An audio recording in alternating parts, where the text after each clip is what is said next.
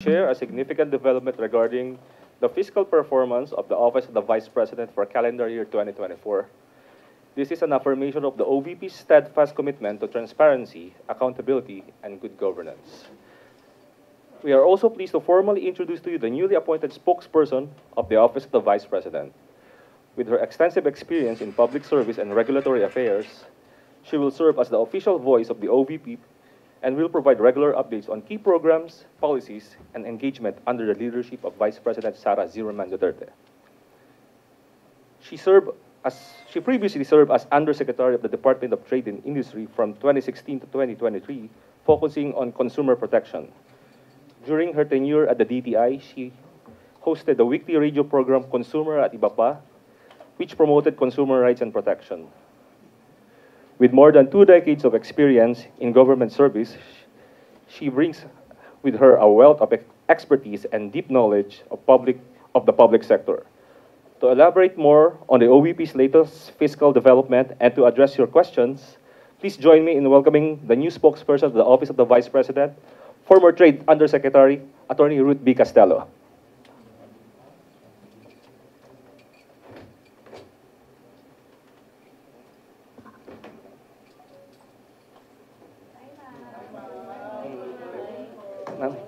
Attorney Castello, the floor is yours.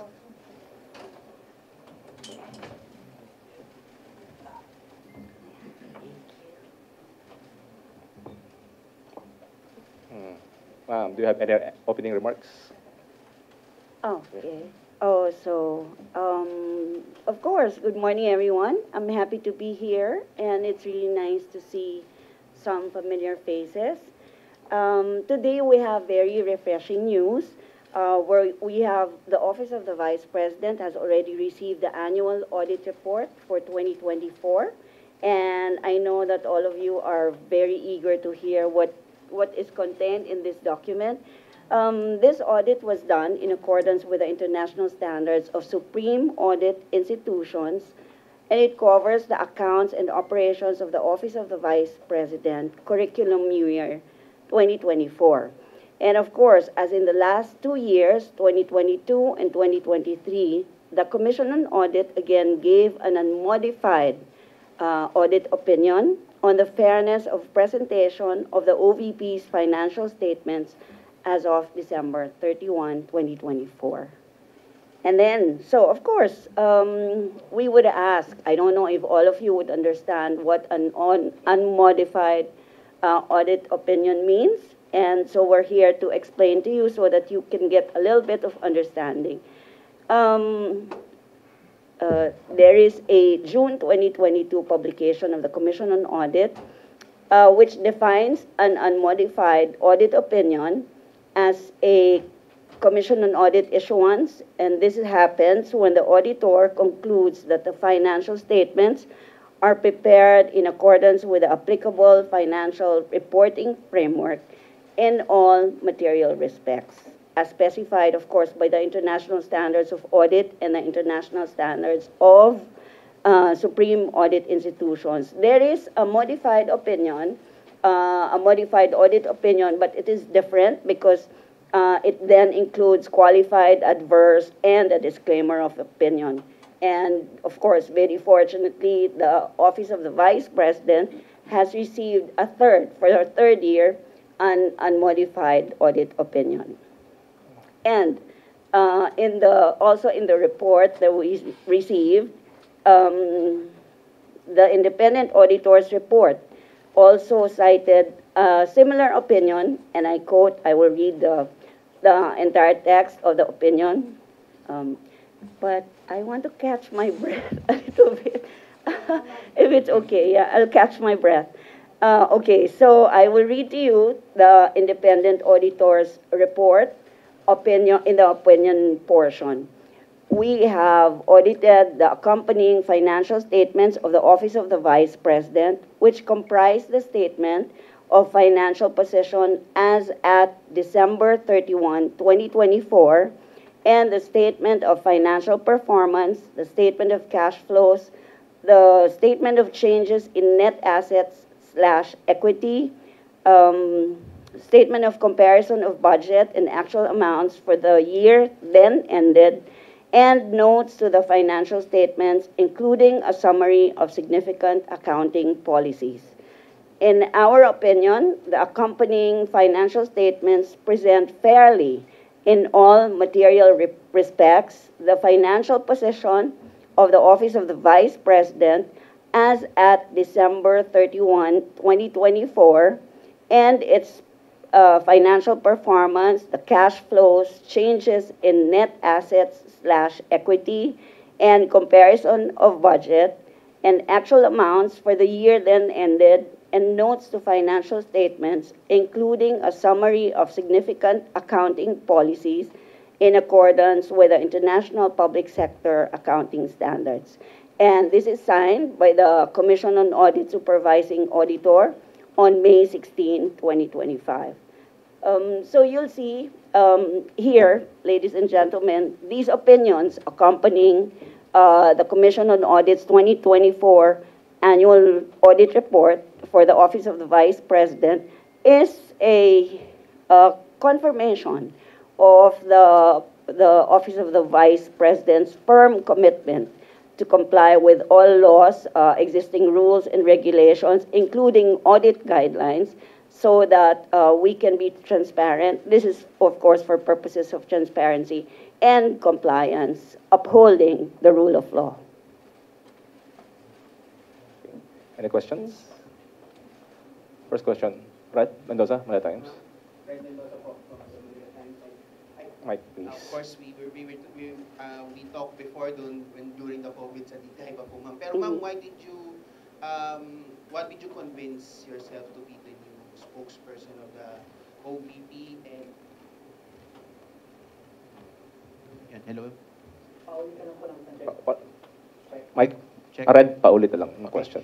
Ma'am, why did you decide po na maging spokesperson ng OVP? Did the Vice President approach you? And ano pong inyong magiging communication or magiging key communication thrusts in giving to the public the services of the OVP? Ano yung mga parang ipapaliwanag ninyo sa public?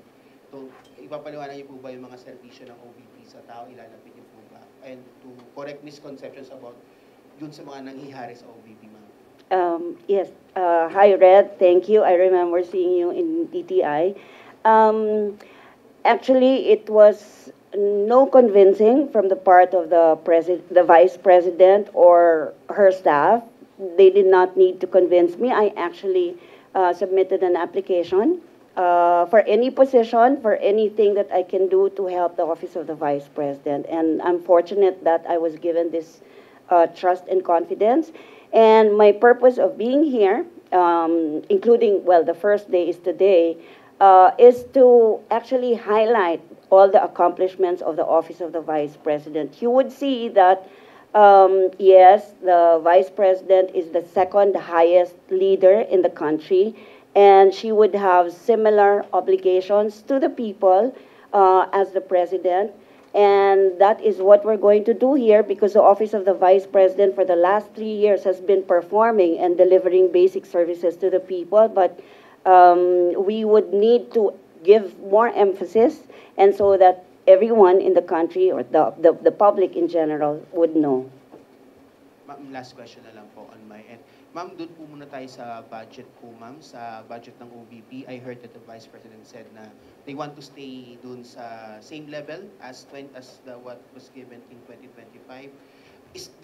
Magbago po ba yon, or meron po bang konting changes sa increase po ba, or mananatili pa rin po ba doon sa level na 738 million as what was given by Congress last year? And if ever, ma'am, mag-request po ba si VP ng a little increase man lang, if ever man, if medyo friendly? Yes, thank you, Red. Yes, the Office of the Vice President retains the 733 million, I understand, with a little bit of increase to cover personal services and then other operation costs that will help them fulfill the mandate that they have. It's not a lot, And of course, it will be most welcome if Congress gives the office of the Vice President more than what we're asking for. Okay. Next question, Marisol Abdurman, GMA News.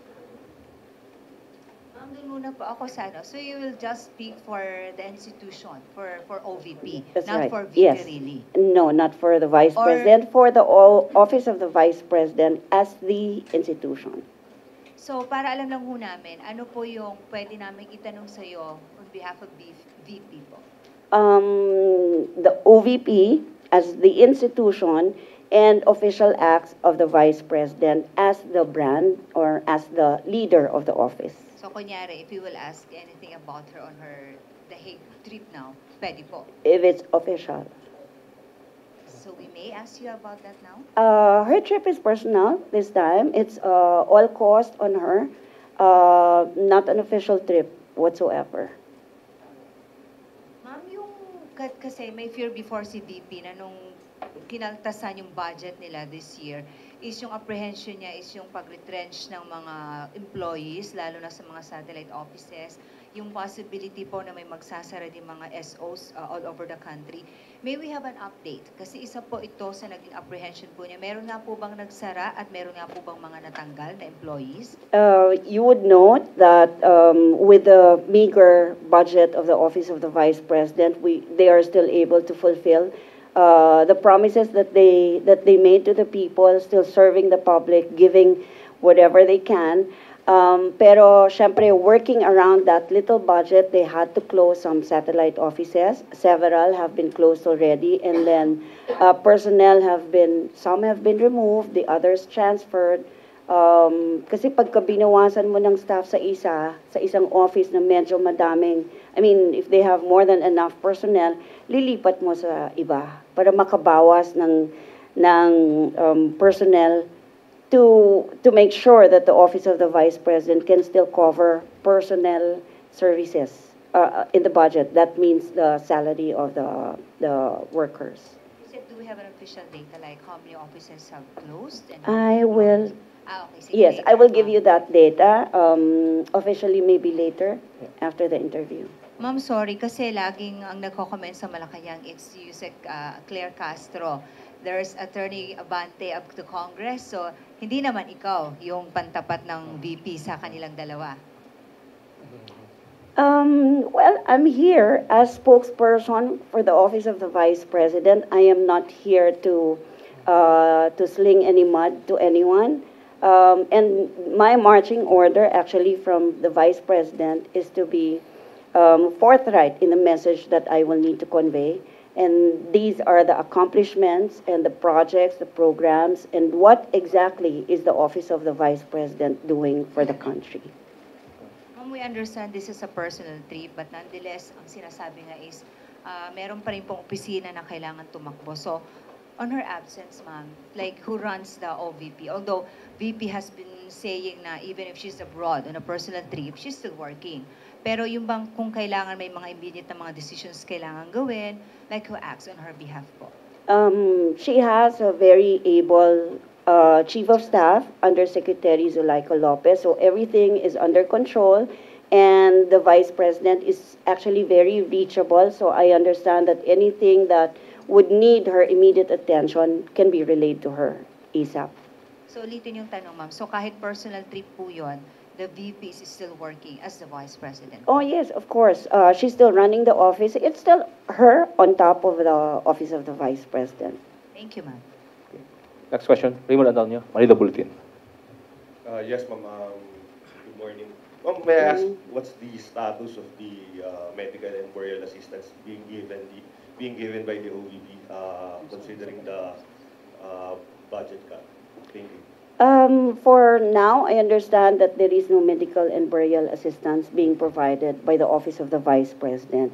Whatever meager resources that the office has, it is given to other priority areas which the office finds very important. So wala po for this year, I understand, wala pong medical and burial.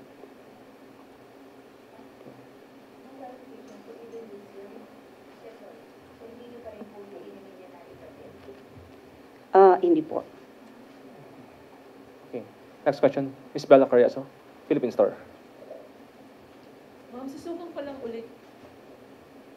ulit yung question ni Marisol regarding sa pagiging spokesperson niyo. So, kailan inalok sa inyo yung position, considering na, yun nga, sunod-sunod yung may na-appoint sa House, may na-appoint sa Senate, and nauna nga yung sa Malacanang. So, nagdesisyon ba ang OVP na magkaroon ng spokesperson dahil sa kanilang decision nga na magkaroon ng spokesperson o nauna na itong decision ng OVP na magkaroon ng spokesperson?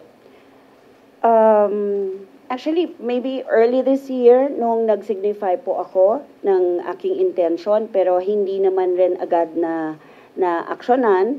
Kaya medyo tumagal po ng tumagal. Ang raming nangyari sa Vice Presidente, marami pong dinaanan din ng opisina, so hindi po agad na aksyonan, and maybe at that time, hindi pa nila nakita yung need talaga. But even before Attorney Abante, even before Attorney Castro, Undersecretary Castro, bago pa po yun, nagsasabi na po ako, nag-signify na po ako. So, magiging regular po ang press con na-expect natin sa inyo? Depende po sa maro ng Office of the Vice President. Yeah, and we'd like to invite you also to our programs. We'll take you out in the field para makita nyo yung mga programa ng Office of the Vice President. Okay, next question, Camille Samonte, TV5. Mike, please. Excuse me, I'll just make a correction doon sa employees that was asked about earlier. Yung mga in the satellite offices, hindi naman po sinara, pero naglipat doon sa mga mas murang lugar at saka maybe mas maliliit na opisina ng size ng office para makatipid at makatuloy-tuloy pa rin na makapag-trabaho yung mga tao sa satellite offices. Okay. Next question, Camille Samonte, TV5. Good morning. I'm Camille po from... Ma'am, I'm here. Oh, hi. From TV5. Ma'am, balikan ko lang yung sa una niyo pong sinabi about it sa modified opinion from the Commission on Audit. Siguro para lang din po maintindihan ng mga ordinaryong tao, ano po ba yung ibig sabihin nito yung sa pagkasta ng Office of the Vice President? Because we know na isa ito sa mga issue na tinignan ng mga House prosecutors, no? Kaya sinasabi nga nila kaya nagkaroon ng impeachment complaint na sinasabi allegedly na may maling pagkasta yung Office of the Vice President. So, yung sinasabi niyo po kanina, what does it mean? Para lang po maintindihan ng ordinaryong tao. Okay. Thank you, Camille. Okay. I understand that unmodified opinion and a modified opinion, hindi naman rin talaga ordinarily maintindihan. Kahit ako, I need to get used to COA lingo kasi iba yung kanilang medyo mas technical sila kesa sa ordinary language. Ang unmodified opinion, there are two things. Unmodified audit opinion and modified audit opinion. Itong modified and unmodified is applied to financial statements that are subject to audit. Meron po kasing tatlong klase ng audit. This is the financial statements, there is the compliance audit, and there is a performance audit. So ito pong modified and unmodified opinion are used only for financial statements. So dalawa lang yung magiging sagot ng COA dyan, whether it's modified or unmodified. And I mentioned that for the last 3 years since 2022, puro unmodified opinion po ang binibigay ng COA sa Office of the Vice President. And this means na wala pong, maayos po ang pagpresenta ng kanilang financial statements. Ang financial statements na po na ito, ang kino-cover niya yung mga, it covers the accounts and the operations, yung mga transactions po na ginawa ng Office of the Vice President. So for the last 3 years, like I said, unmodified ang opinion. Ang ibig sabihin po ng unmodified opinion, the financial statements are prepared in accordance with the applicable financial reporting framework in all material requests. this applicable financial reporting framework is a requirement that is adopted also by the Commission on Audit, by the international standards of audit, mga international institutions na po ito, and the international standards of supreme audit institutions. So, pagka naka-receive po ang isang ahensya ng unmodified audit opinion, maligaya na po silang lahat. Pagka po modified ang ni-receive, ito po yung, just to contrast, modified opinion includes qualified, adverse, and a disclaimer of opinion. It is issued when the auditor concludes. Ini-issue po ito, yung modified opinion, pagka sinabi ng auditor na based on the audit evidence that they presented, hindi ko ma-determine as an auditor kung yung financial statements ba niya ay walang material misstatement. Or, isa pang ground where they can issue a modified opinion, a modified audit opinion, kung hindi po kaya ng auditor na maintindihan na walang misstatement na ginagawa dahil wala po siyang makuhang sufficient na ebidensya. What does it say, for example, right now? Mike, please. Mike, please. What does it say now, ma'am? Since this is one of the major topics na po na tinitignan ng mga House Prosecutor. Of course, I know you mentioned that you can only speak on institution, but OVP basically, ito kasi yung budget yung tinitignan. Oh yes, ibig sabihin yung budget po for 2024 ay maayos na nagastos ng opisina. Wala pong nakita ang audit na naging problema doon sa compliance nila doon sa pagpresenta ng mga financial statements ng kanilang financial transactions at wala po ring nakita na problema during the time of audit. And this has been happening, as I mentioned, for the last 3 years. So yung unmodified audit opinion na nilabas this year ng COA ay kapareho lang po rin noong 2022 and 2023. Ibig sabihin, for the last 3 years po, wala pong nakitang diferensya ang Commission on Audit na hindi naman kayang i-correct. I mean, whatever they found, they would still give the unmodified audit opinion dahil correctable or baka documentation processing lang or something. But what's important is we receive the unmodified audit opinion.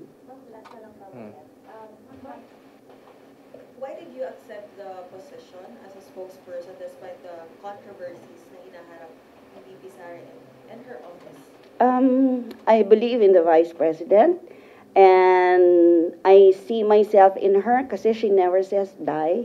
Ako din never say die. So kahit anong harapin niya, kaya niya yan.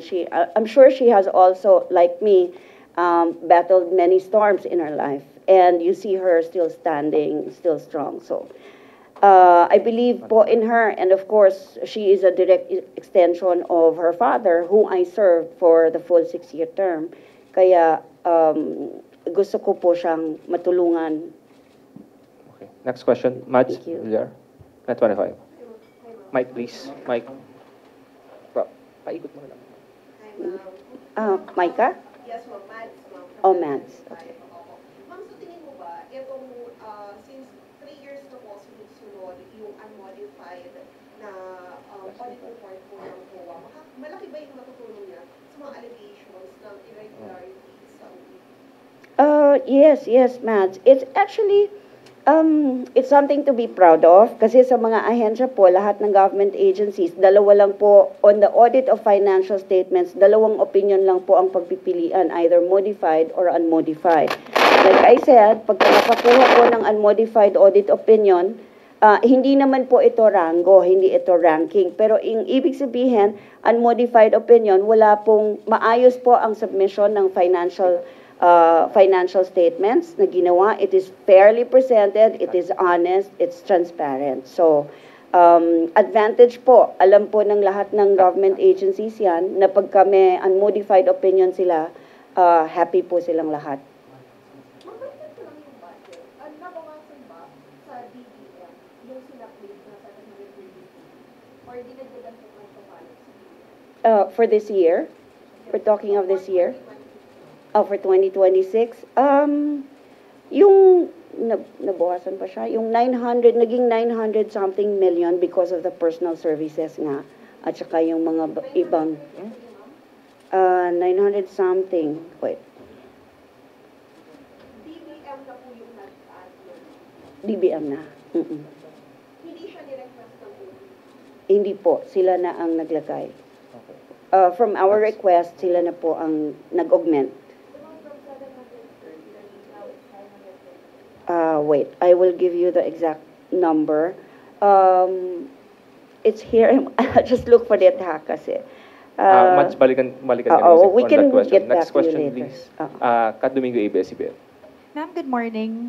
I just want to be clarified because the COA in its website says that an unmodified opinion does not necessarily mean that there were no misstatements found during the audit, nor were there no uncorrected misstatements as the year end. In fact, in 2023, I believe the OVP, as you mentioned, also received an unmodified opinion, and yet the COA flagged the low budget utilization for the Magnegosyo Kaday program, and it also flagged several deficiencies in the Pagbabago campaign. My question, what changes were made in terms of the absorptive capacity of the OVP as well as the implementing rules of the Pagbabago campaign to make sure that the former irregularities flagged by the COA, despite the unmodified opinion, will no longer be flagged in the future?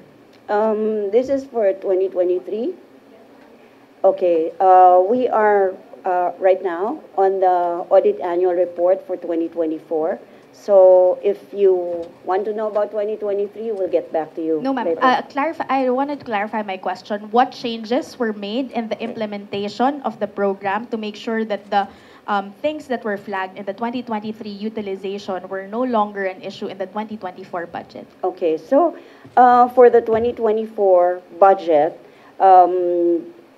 there are also some observations made by the Commission on Audit, similar to what was done in 2023. And of course, the manual of operations for these programs, like the Magnegosyo Taday, are always revisited and then improved for the following year. And that's what we're doing now. As a matter of fact, also in the 2024 annual audit report, there were still some observations that the office is given 60 days to submit the corrections or whatever remedial actions were taken by the Office of the Vice President. But notwithstanding these observations, the final opinion of the Commission on Audit remains to be the unmodified opinion, because these observations are maybe not, I don't know if minor is the correct word, but it means that the observations can still be corrected and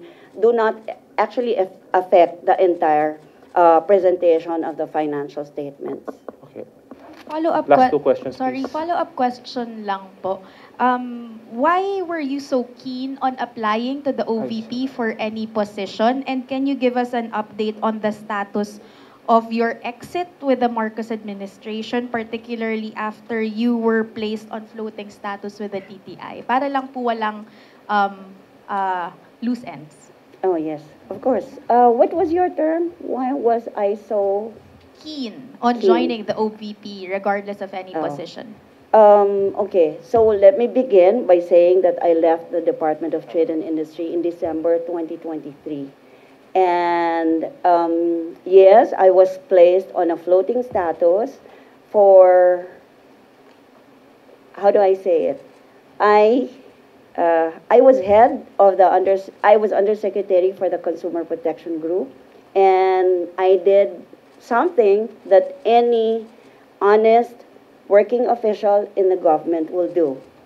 And I was put in hot water for that. And so I was floated, and then I eventually left the department in December, several months after.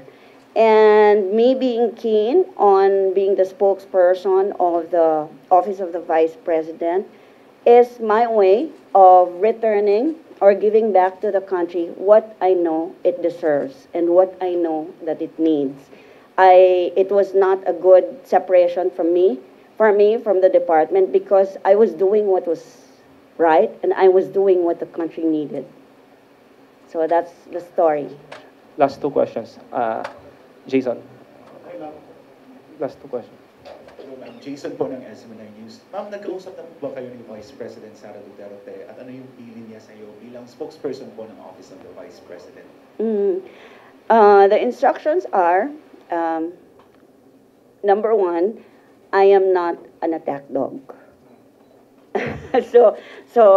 Not being an attack dog, I will not go on the offensive. I will just report. I'll be straightforward, report on what message the Office of the Vice President needs. And that's basically it, actually. No other instructions. Well, of course, except that I will need to be firm when I need to be firm, but I need to be soft as well when I need to be soft. So. I know you accepted Mhm. the responsibility as the spokesperson, pero may pressure po ba sa inyo na kayo po ay tumatay bilang spokes ng OVP? Pressure in what sense? Sorry. Sa gitna po ng mga issues, controversies, sa office. No, because I believe in the leader, and the leader can handle it herself, right? I'm just a support staff, backup cheerleader. Yeah, but I've been there, I've done that. So, but this interview is really not about me. It's about the Office of the President. So, maybe we can go back. Okay, thank you po. Tawad ba? Last pa. Giselle, okay. Jimmy. Hello po, ma'am. Just want to clarify, under the proposed 2026 budget of the OVP, will the OVP still be seeking confidential funds po? No. No, Bakit ma'am. po? Hindi na po. Kung gusto nila magbigay, okay, pero hindi na po hihingi ang Office of the Vice President. Okay. The last question na to. Marisol. Sola. Yeah.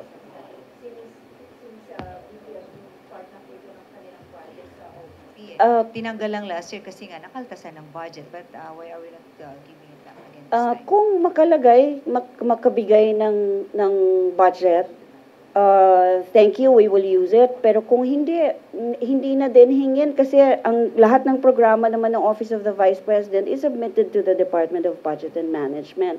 So kung yung hindi na nila ipipilit. Okay. Thank you, OBP Media. Salamat. That's last. Yusek, one last. Si JC po mag-decide. Sige, one last na to. Bones This is last. Magsabal from Rappler. The Duterte bloc seems to align with Senate President Chis Escudero.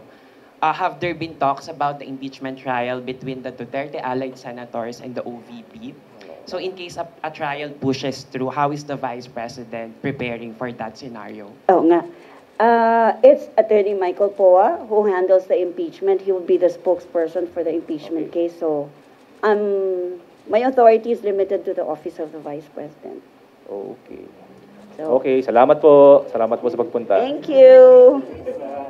Meeting pa lang to Hi. Good. Sitters lang. Si JC. Ma'am, dapat may regular tayo kay Weekly lang. Sitters ako